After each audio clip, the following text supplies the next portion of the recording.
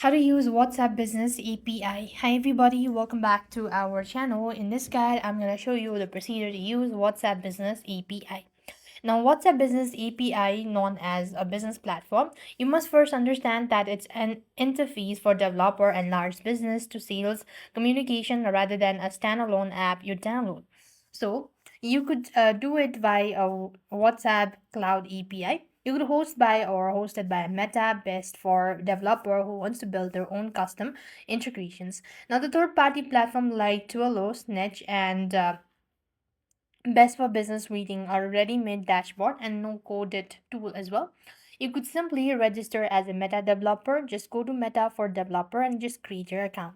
After which you could just navigate to My Apps and just tap on Create App, and you could select Other and Business as other options and add your WhatsApp to your app, and you could connect your phone number, generate a permanent token, and that is how you will be able to use your business or WhatsApp Business API.